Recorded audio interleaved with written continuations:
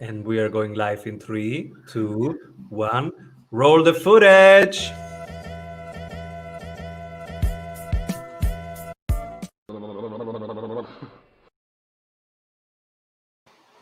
Welcome everybody to the Strategy Show. I'm your host, Severino, and I'm super excited because with us today is someone who runs 7 startups.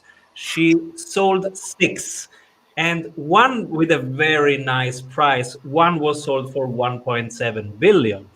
We will talk about that a lot. She has been CEO, COO, product marketer, and even sales head, but she would like to do it a second time. Everybody say hello to April Dunford. Hi, it's so nice to be here. So cool to have you here because you are a positioning guru. Your 10 steps of how to position right are super acclaimed on Amazon. Your book is doing so good, obviously awesome. Thank you. It's the title, and it seems to be also the case. And you have some real success. You're not somebody who is saying, yeah, I heard that you should do this, or somebody that just teaches stuff, but you are one of these world's builders, one of the person who really do, and they share what they learn. And these are the people that we really learn the most from. So it's so cool to have you here. And we will explore for the next half an hour your most successful sell, how you sold the CRM company for 1.7 billion. But on the way, you will tell us what went wrong and what you really did learn and how you came up with your 10 points of positioning. What are you currently creating? Well, I wrote that book about a year and a half ago, and since then I've been consulting like crazy. So I've been working a lot with startups, helping them work on their positioning, and I'm starting to see this interesting problem to be solved that I really thought was an already solved problem, which is once you get your positioning, how do you actually structure a story around it? So what is the best way to actually communicate your positioning? And so I have a way that I've been doing that for a long time, and I used it when I was a vice president of marketing. I'm using it with my clients today, but I'm trying to figure out how to teach that. And so there's a big gap between knowing how to do something yourself and kind of codifying it and putting a methodology around it so that you can teach it to other people and it doesn't come across as just gut feel. So I'm working on that right now. Absolutely. So there are great people who can do stuff, and they usually don't have interest in teaching. And they also don't, even if they would want to teach it, they have just an implicit knowledge. And then there are the explicit, the big professors, etc., who in most cases do not ever sell for 1.7 billion anything. And then there is something in between, and these people we have on our show. So it's so cool to have you here because there are not so many of this kind. And tell us about the beginnings. How did the whole thing start? Why did you start? How did it start? I'll give you a few things. So my career, I started out as a technology person. I have a degree in engineering. That's what I did in school. But when I came out of school, I landed and got a job at a startup, and that startup got acquired. My boss quit, and I ended up in charge of the marketing department. I had no business running the marketing department. I knew nothing about marketing. But in the course of that job, we repositioned a product that looked like it was a failure, and it turned into a great success. And so after that, positioning kind of became my thing.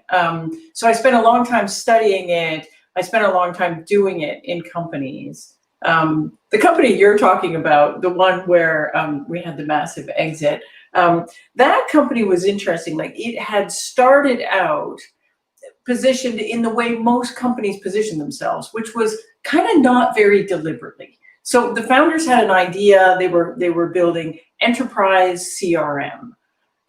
And at the time, that was terrible positioning because there was already a giant company in the market where it was the undisputed leader of enterprise CRM. So this is in the days before Salesforce. So there was a company called Siebel Systems, and they were gigantic, 2 billion revenue, 8,000 employees, super, super successful company. So unsurprisingly, we're positioned in the exact same way. So we say, yeah, we're enterprise CRM too. So every time we went in to talk to a customer, the first thing the customers would ask us is, hey, so how are you better than Siebel? And the answer to that question was, we kind of weren't. Like, in any way you could measure, we sort of weren't better than them. They had more customers than us, they had more revenue than us, they had more employees than us. But we did have two things that we thought were really distinct. So we had a feature that they couldn't copy and didn't have. And what it did was it allowed you to model relationships in a slightly different way. And so we thought that was really important. So we always talked about it in demos. We'd come in and say, people would say, so how are you different? And we'd say, we have this thing. And so we would bring it out and we would show it, and it demoed great. It looked fantastic. We say, oh, we have this thing, and it allows you to model relationships in a completely different way. And you could see customers, they look at it and go, interesting. That's really, so what do you use that for? And we'd say, anything you want. And they'd say, okay, well, we don't know what we'd use that for. So what else have you got? And then we'd say, and then we'd show them the price. So what we had was desperation for deals. That's what we had. So, because we were always running out of money, we had a hard time selling. So if you wanted cheap enterprise CRM, we were willing to drop the price until it was something you might accept. So this is not good positioning. Like, price only is not a good way to live. And all your competitor really has to do to beat you is drop their price if they feel like it. For you, you're not making a lot of money even when you do close deals. Please, everybody listening right now, please take a second. If you have a pen and paper, write down right now what is your answer to that. So if we ask you right now, what is unique compared to your competitors, write down that sentence right now. Right. And the feature, which shouldn't be, it should be some kind of a real tangible benefit on a high level. And we can get into this, the exact steps you go through to actually do it. Beautiful. Isn't necessarily super obvious, but I'll give you the example first and I'll work back. So, how we got out of this mess was what really happened was we hired a new sales rep. So we were always firing sales reps because they weren't selling anything. And so we had a new sales rep come in, and in the interview, my CEO is kind of a jerk to new sales reps. So my CEO said, give me one good reason to hire you. Why should we bring you into our company? And the sales rep was from New York. He had a little bit of attitude. And so he leaned into my CEO and he says, I'll give you one good reason. You should hire me because my buddy is the head of investment banking at Goldman Sachs. And if you hire me, I'm going to get you a meeting. And we were like, okay, man, you start Monday? So we hired the guy, and it turned out he was a great rep. We hired the guy, and he gets us the meeting with Goldman Sachs. So I go along with them to the meeting with Goldman Sachs because I want to see what the head of investment banking at Goldman Sachs' office looks like, and it's fantastic. We get there, it's amazing. This guy does a really good pitch of our stuff, and he gets to the point where he shows that way of modeling the relationships, and the guy gets super, super excited. Super excited. He's like, whoa, whoa, whoa, back up. So are you saying if we have two people and they're not in the same company, like they sit on a board together, but they actually work for different companies, can you model that? We're like, yeah, we can. He says, whoa, so they used to work together, but now they do something different. You can model that? We're like, yeah, we can. He's like, hang on. I got to go get my vice president. So he runs down the hall. He comes running back. He's got these three guys, and he's like, show them the thing, show them the thing. So we showed them the feature, and they get all excited. Same thing. They're like, so if two people belong to the Harvard Club, but they work at totally different companies, you can model that relationship. We're like, yeah, we can. They get super, super excited. They all start jumping up and down. We close a deal on the spot. This never happened to us before. And so we get this idea, well, maybe investment bankers really like our stuff. We should try this out on another investment bank. So we go down to Merrill Lynch, we go and have the meeting, same thing happens. We show them the feature, everybody gets excited, jumping up and down, we close a deal. So we're happy, things are going good, all of a sudden revenue's going up, we're all excited. But here's what really happened inside. It sparked a conversation about the positioning. So we were currently positioned as enterprise CRM. And we started having the conversation, maybe what we are is CRM for investment bankers. Now that doesn't seem like a big change. It seems like a little change. But the way we reasoned it is if we could position like that, then two things might happen. One, maybe the investment banks would come and find us and we wouldn't have to go and find them all the time if we were explicit that that's who we were for. The second thing was maybe we could get out of always being in a head-to-head battle against Siebel, who was for sure the leader in enterprise CRM, but not necessarily the leader in CRM for investment banking. So we made the shift, and that shift was absolutely transformational for the business. So the best part is the way we could position ourselves against the big competitors. So we would walk into a meeting with a banker and say, hey, we're CRM for investment banks. And you could see the bankers, the wheels turning, and they're like, yeah, but what about Siebel? They're in that space, right? They do that thing, and we're like, oh, Siebel. We love those guys. What a company. So famous, so big, so much revenue, so fantastic. They're like the world's greatest general purpose CRM for, like, I don't know, call centers in India or retailers or manufacturers or something, but not for you, Wolf of Wall Street. You need something special. Let me show you the thing. Let me show the thing. And we could cut them out of a deal right from the beginning because we weren't playing this game where we were head to head against them. The trick of this thing is, how do you actually get to that? How do you save yourself the pain of years of mispositioning? And like, what if we never happened to have pitched an investment banker? How would we have come up with that in the first place? And this became the problem that I really, really wanted to solve. And that's what the book is about. This is so beautiful, because at the beginning, it's a contact sport. You need to get as many conversations per week, per day as you can. But then comes this magic moment. And you know when the moment is here because your numbers will tell it, or like in your case, the excitement of another human being will tangibly be in the room and you see it clicks. And now what you did and what maybe 90% of companies out there are not doing is, when this moment comes, execute on it, double down on it, have the courage. Because right now, many, they have this moment, but they will say, well, but investment banks, it's such a small market. We might end up in a narrow... That's right, it's niche. How will we make any money in this niche? The conversations we had with our board were difficult. The board hated it. The board was like, well, look, we didn't write you a check to be the, some little niche. They kept calling us lifestyle business, some little lifestyle business, on this, that, like, how many banks are there? How are you ever going to make any money doing that? And so the way we convinced them was two things. Is we said, first of all, it's not like we're selling anything anyways. Like, we're literally failing. Like, what are we giving up? We're not giving up anything to try this. That was the first thing. And the second thing was, look, our intention is not to sell to investment banks forever. What we're going to do is we're going to dominate that market because we know we can.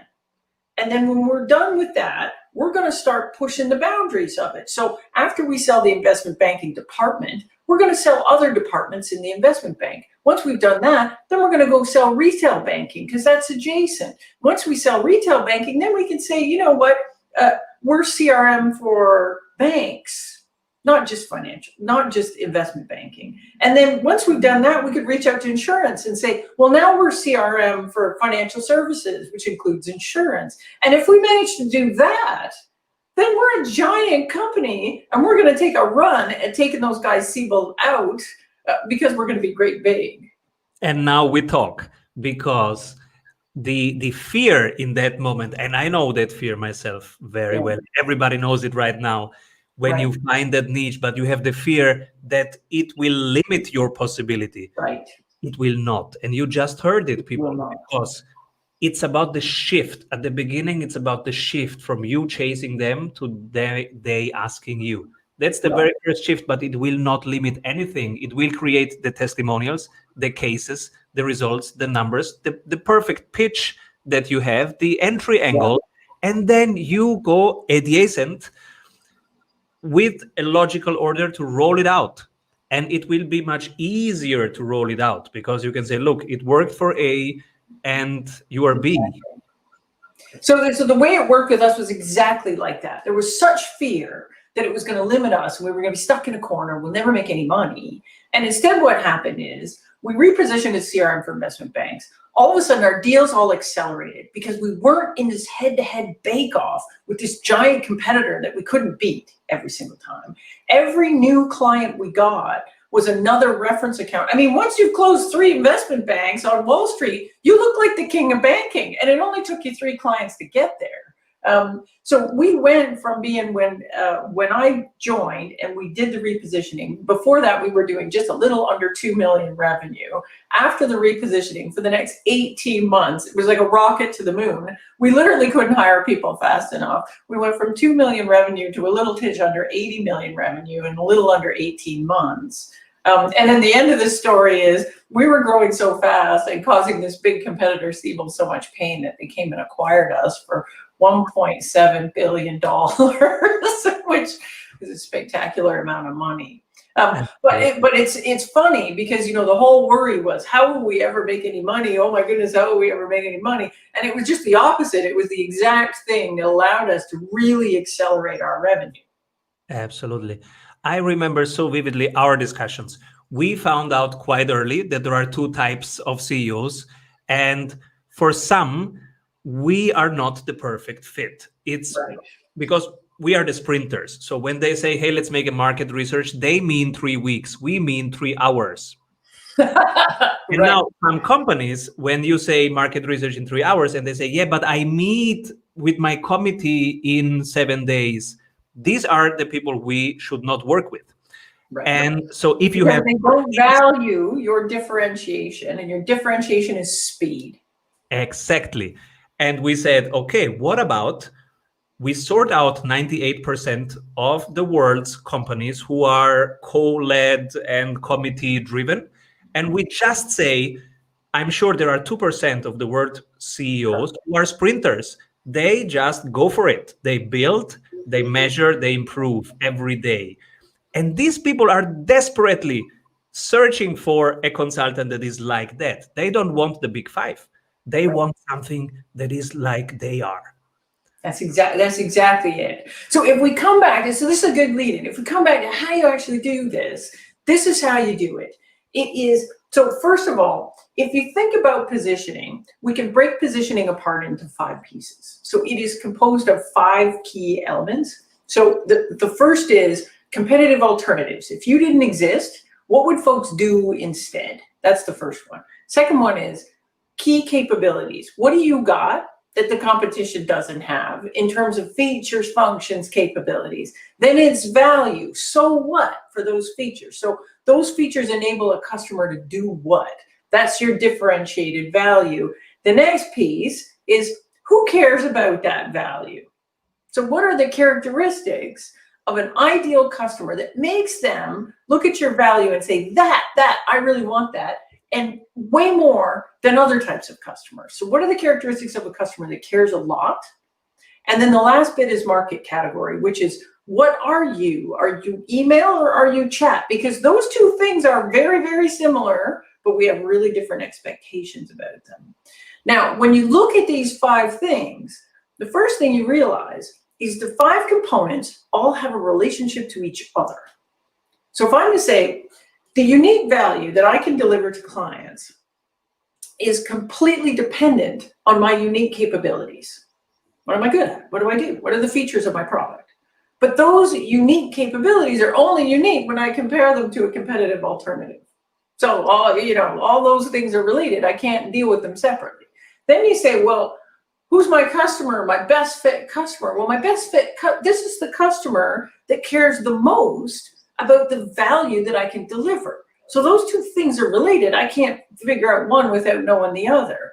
And then the last thing, market category, is a bit like, what's the context I position my offering in such that this value is obvious to these people?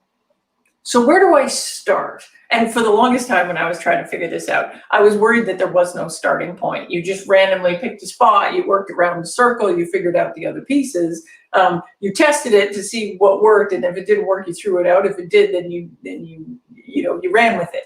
So until again, I won't bore you with the details, but I spent about 6 months going way down the Clayton. I love the details. I want to hear it all. So I went down this Clayton Christensen jobs to be done rat hole, where I was like, how does jobs to be done relate to positioning, and how do these things fit together? And eventually I had this epiphany that you actually have to start with competitive alternatives. If you don't, then what you end up with is positioning that is, it sounds good. Everybody likes it in the office, but when you take it out to a customer, it doesn't necessarily differentiate you, and therefore it doesn't necessarily work. The trick is, what we think of as competitive alternatives often are not what customers consider to be competitive alternatives. So in software, for example, often we'll position against all the other little software companies that do something like we do. So we'll say, I get this all the time. Little startup comes to me and says, I'll say, oh, what do you do? They'll tell me. I'll say, who do you compete with? They say, oh, they'll list off some list of tiny little companies nobody's ever heard of in the Valley. All these guys, we compete with them. And I'm like, really? Like half of them, I don't even think they have a customer yet. Like, you're really? And they'll say, oh, yeah, they do what we do. And so our big differentiator, what we're positioned around, is ease of use. Because, I can use this thing and it takes 15 clicks to do something, but you use my thing, it's amazing, it only takes 2 clicks. I'm like, okay, ease of use. But if I ask them, do you ever see these guys in a deal? Like, do you ever lose to them? And often you'll get this, no, actually we don't. And then I said, well, let's put it this way. If you didn't exist, what would a customer do? What are they doing right now? Like before you showed up, what were they doing to solve that problem? And the answer is often, use a spreadsheet. Or they have an intern. Yeah. So here's you, right? You're positioning this whole thing around ease of use. You're sitting across from a customer who's got Joey the intern, and you're saying, you should use mine because it's really easy to use. I'm the CEO. I'm like, do you know what's easy to use? Joey. He's super easy. I just tell him to fill out the spreadsheet and it's done. But like, you're going to have to give me more than that. So if I don't understand who I'm actually getting compared to, I don't understand what makes me unique and different, and I don't understand the value I could deliver. So the starting point has to be, what would customers do if you didn't exist? Therefore, what have you got this unique and differentiated capabilities-wise, and then so what for those capabilities? Why does a customer care? And then I can say, okay, well, if this is my unique value, who cares a lot about that value? That's how I get to my key customers. So let's do it for this CRM for investment banks. So our competitor was clear. It was Siebel. What did we have that they didn't have? Well, we had this ability to model relationships in a different way. What's the value of that? That was the piece we didn't know. We didn't know what the value was. We showed it in the demo and they said, what do we use it for? We're like, whoop.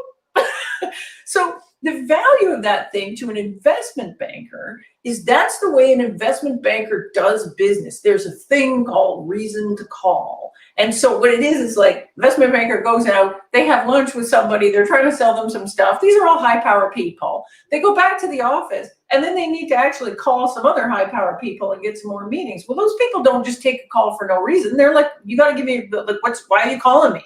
So they need to manufacture a reason to call.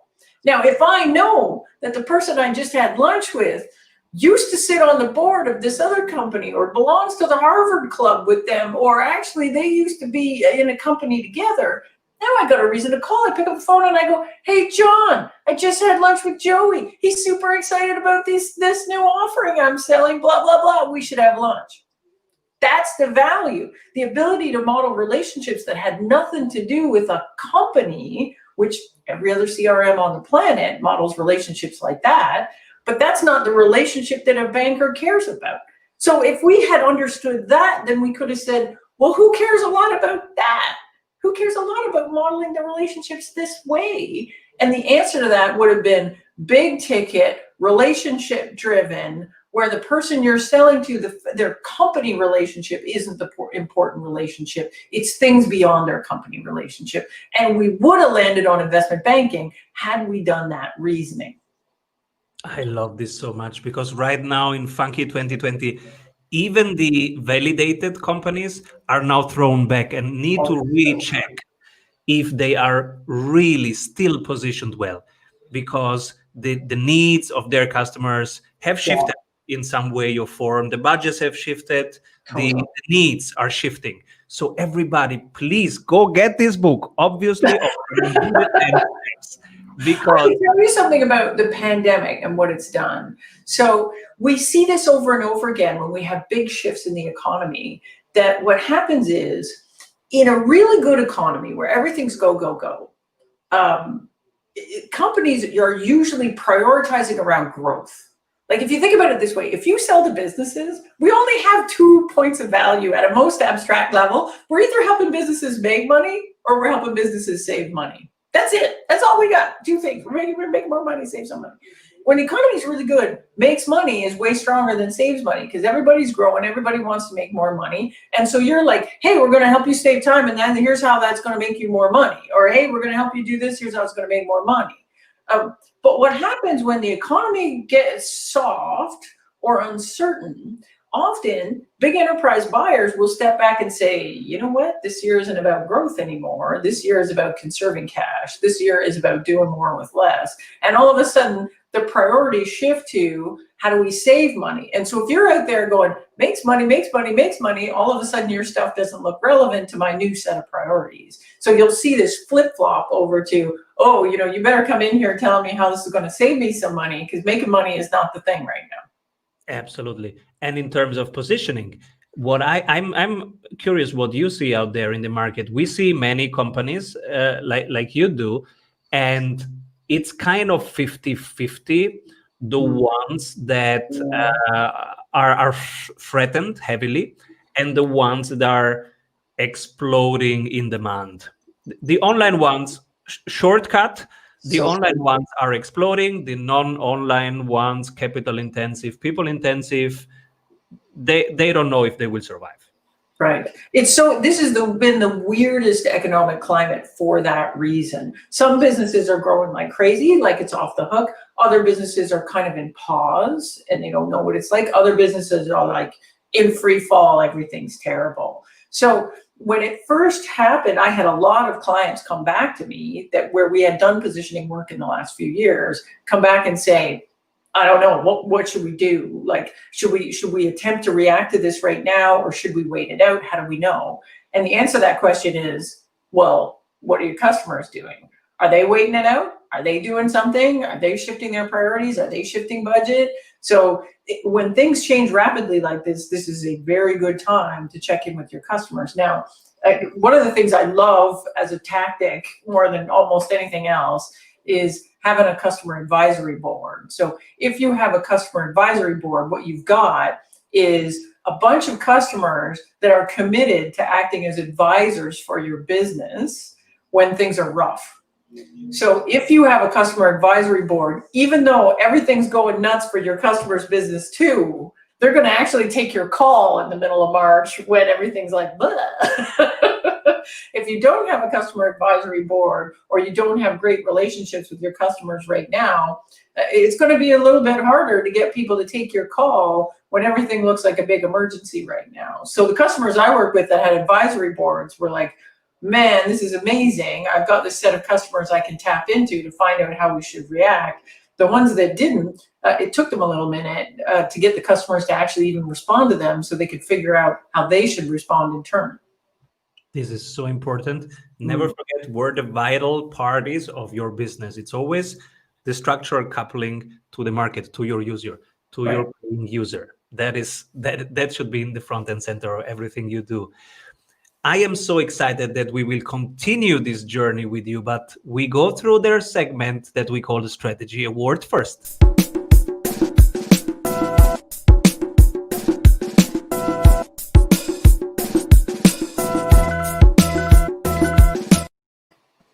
If you could pick only one person that when everybody zigs, they are zagging, but they are doing the right thing, who is this person? Well, it relates to what we just talked about in terms of being able to shift on the fly with your strategy. So right now I sit on the board of a company called Sampler, and the CEO there is Marie Chevrier Schwartz. And she has done this absolutely, in my opinion, masterful job of navigating this whole shift in priorities and things happening with COVID. So what these folks do is they do product sampling. So if you've ever gotten a sample of a new chocolate bar or a snack or cereal handed to you by somebody in a grocery store or handed to you by somebody on the street corner, that's product sampling. Consumer packaged goods brands spend billions a year doing that when they launch a new product. What Sampler does is that in a digital way. So they actually have a database of people that want samples, they match them to people that have samples, and then they deliver the samples to your house. After you get the sample, the brand can survey and find out what you did with it. Did you like it or not? Did you go and buy some or not? And so it's this way more efficient way to do sampling. So they're having a good business. They're growing pretty good. COVID hits. And for 2 weeks, right after we went into lockdown, all the CPG brands essentially stopped all their sampling programs. Like they just stopped. And they said, oh, sampling, it's actually dead. We can't do it anymore. Like we're done. We can't stand on the street corner in a hazmat suit handing out granola bars. We can't do it. So Marie and her team reacted very quickly and essentially developed a point of view around what they call contactless product sampling. And so they're out there in the media, talking to the media about, we're not going to go sample lipstick at the counter anymore and put it on our lips when potentially other people's lips have touched this. We're not doing this anymore. We're not taking samples at a grocery store. The world has changed. And if we want to continue to do sampling, because we believe that works, we're going to have to figure out how to do this in a contactless way. What you really want to do is have these samples delivered to people in their home. And so they were out super early talking about this, positioning themselves in that way. And the CPG brands all put their heads up and went, wait a minute, we can do sampling. We're just going to do it like this. So they managed to reap the benefit of this big change in priorities, this big change in what the brands want to do, so that super accelerated their business. Their growth is off the hook. They raised a round of financing, like in the early days of COVID, which is amazing. And so anyways, I'm really impressed with how that company did that shift in response to a big shift that initially looked like it was going to kill their market, when in fact it's the best thing that ever happened to their market. Beautiful example of shifting in the appropriate time, because it's not always about speed. Even we, the sprinters, we know it's not always about speed. It's about appropriate reaction time. So I always think of water. Water does never overreact, does never underreact. It hits something, it hits a stone, it will pass by, it will react. And same thing you need to do with your operations and with your offering. So whenever something changes in your users' world, in your markets, now you need to adapt. If it's changing fast, you need to go fast. If it's slow, stay with it.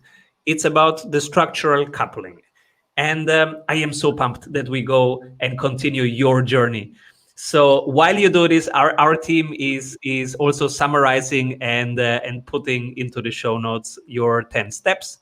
But let's continue. How did it go from there? So first step is we have to understand who our true competitive alternatives are. We need to understand that. That's the first step. So there's a few gotchas in that. Like I explained, like sometimes your competitor isn't obvious. Sometimes the competitor is status quo, and that's doing things manually or using the intern.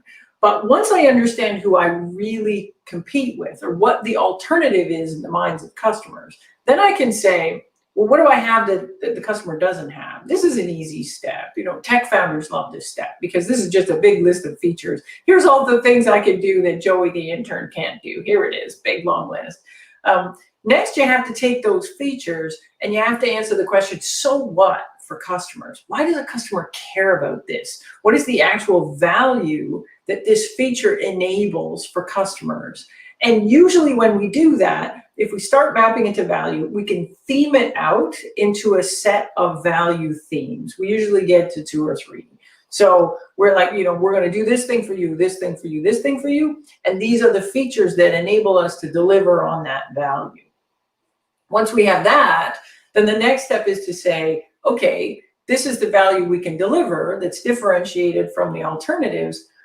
Who cares a lot about that value? And what are the characteristics of a customer that cares? And much like you were saying earlier, like it needs to be actionable. So it needs to be in enough detail that you could say, well, I want to go after CEOs that want to go fast. Well, how do I recognize a CEO that wants to go fast? How do I build a list of CEOs? Where do CEOs that want to go fast hang out? What kind of companies do they run? What stage are they at?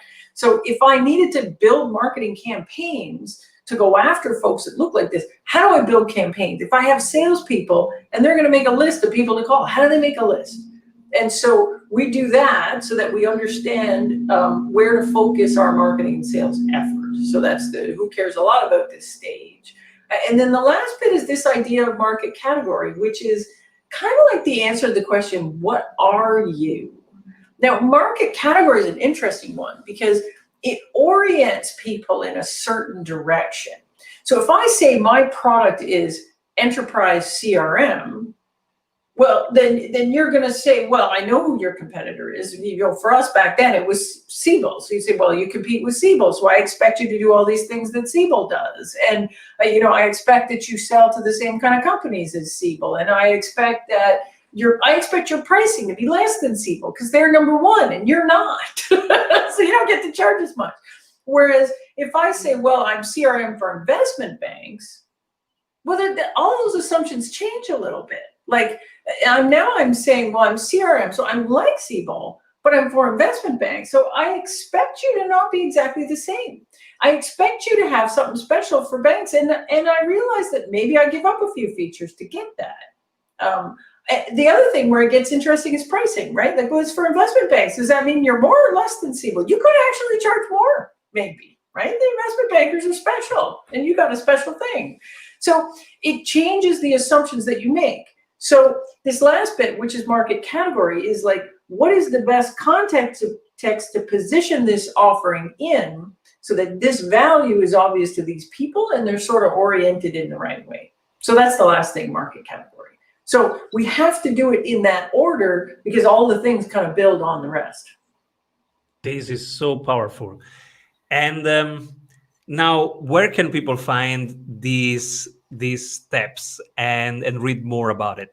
Yeah, so my book lays it out. So I work as a consultant. I work one-on-one with companies, and we do workshops where I help companies go through this process. But companies that don't work with me, can see the exact same process that I use with clients are all laid out in that book, which is called Obviously Awesome. But it's my attempt to give you the user manual on how to do this yourself. Absolutely. What is one book on a professional level that inspired you recently? It's funny. So I have a handful of books that have been super influential on my work that I keep coming back to. And lately, the one that I'm spending a lot of time with that I think I've read 7 times, and I bet you I'm going to read it another 70, is called The Challenger Sale by these guys. It's by the corporate. I have it sitting right here because I keep reading it over and over again. This is a great book. If you sell complex things or bigger deals to companies, this book is really interesting. And what's really inspiring about it is the research that it's based on. So it's based on research about what's the difference between a really successful sales rep and a less successful sales rep? And so what do they do that less successful reps do? The other bit of research in here that's really interesting is how do customers like to buy and what do they like in a salesperson? And so one of the big things that comes out of this is that customers are really wanting to understand the market better, and that sales reps that can come in and deliver what these guys call commercial teaching and give people a way to think about the market will be more successful. If you think about that, that's another way of saying if they can come in and say, the market looks like this. We're positioned here. The other folks are positioned here. Here's when you want them, and here's when you want us. Then you're going to be more successful. The root of that is strong positioning. So I'm doing a lot of thinking about challenger sale and how it relates to positioning right now. Beautiful. What did you recently change your mind about? Well, it relates to that. So recently I felt like, my jam is positioning. I'm teaching people how to do positioning. I'm teaching you how to break it apart into pieces, how to get clarity on those pieces. And then once you have it, marketing can go do their thing, sales can go do their thing. And in my book, I stop short of talking about what the best way to communicate your positioning is.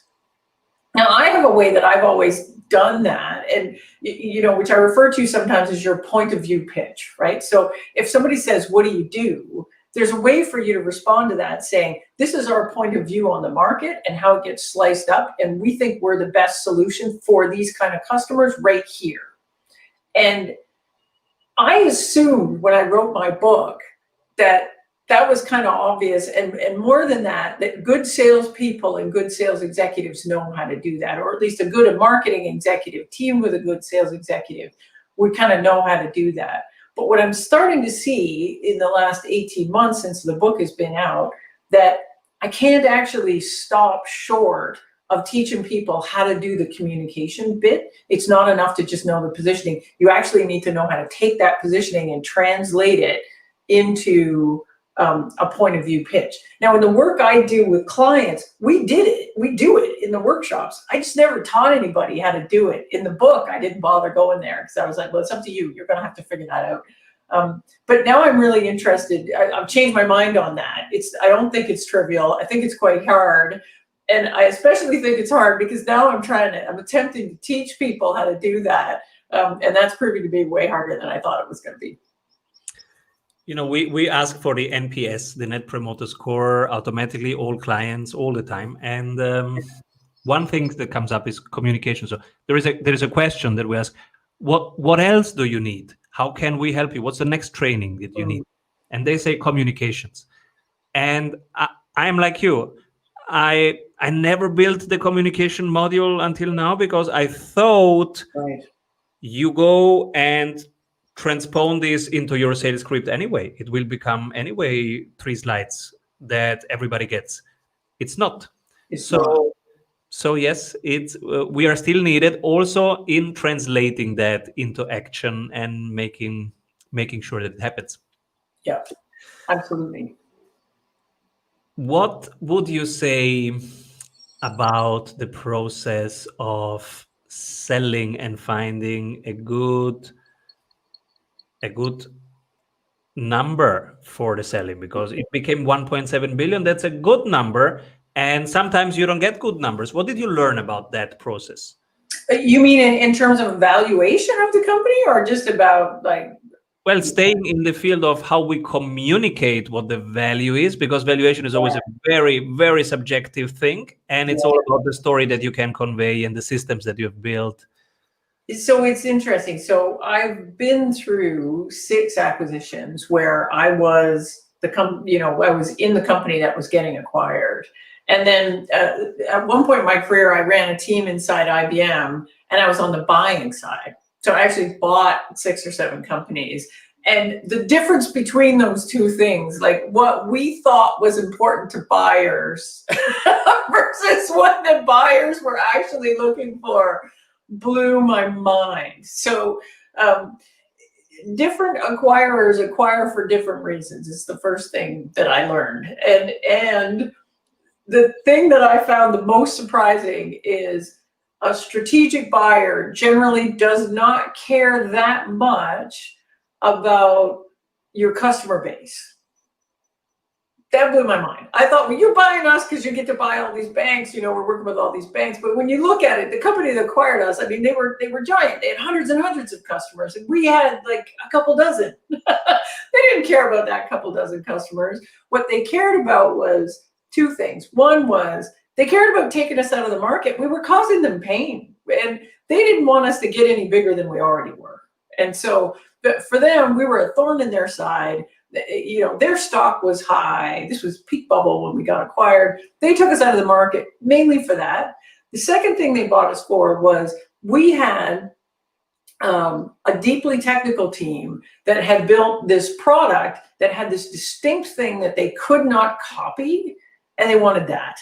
So they wanted both the product and the way it worked, but they also wanted the team that had built it to come inside and help them build a thing that looked like that. Interesting. When I worked at IBM and we were assessing acquisitions, we were very interested in two things. One, we were interested in tech that we couldn't build. So we wanted the developers. So we wanted the tech, we wanted the developers, and we wanted to bring that in. So we would identify holes in our product and where could these things plug them. But the other thing, if it was a bigger acquisition, you would get a better valuation.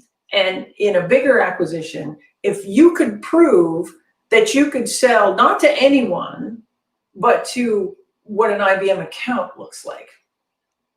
So, for example, when I was there, we had acquired a company. It was bigger than $1 billion acquisition. And part of how we did the valuation for that was they had thousands and thousands of customers, but a lot of those customers were mid-market businesses. And so we frankly didn't care about them. Like IBM makes all their money off 100 big named accounts.